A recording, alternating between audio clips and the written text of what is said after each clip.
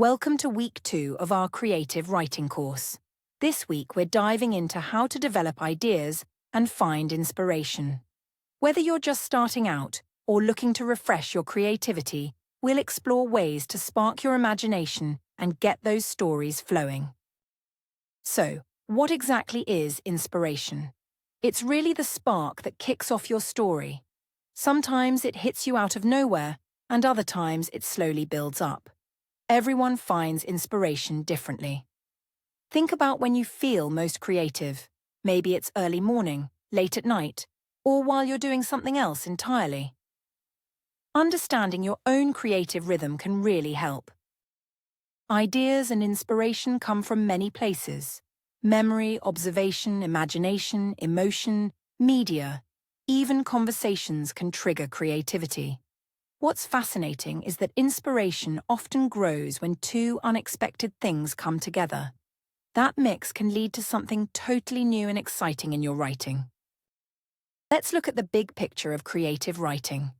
At its core, it involves ideas that shape characters and plots, which then build into storylines and twists. How you choose your words, outline your story, and edit it all plays a role. Plus, the theme, style, and tone give your writing its unique voice. Each part connects and helps bring your story to life. Mind mapping is a great tool to organize your thoughts.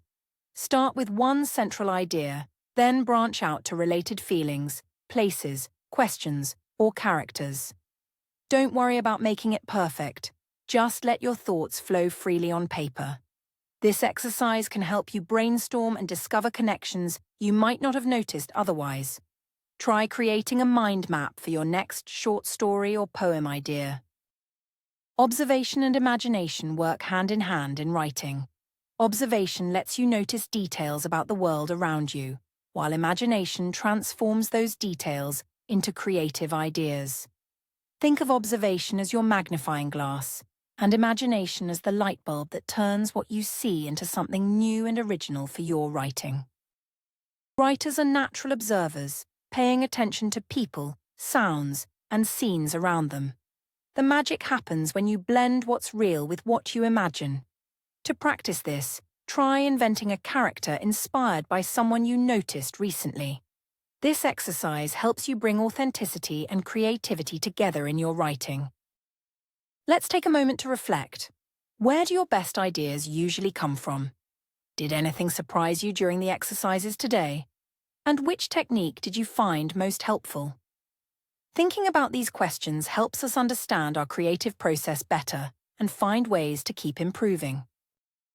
To wrap up, remember Picasso's words. Inspiration exists, but it has to find you working. Keep writing, observing, and experimenting this week. Next time, we'll focus on crafting compelling characters, building on the ideas and inspiration you're developing now. Keep that creative energy flowing.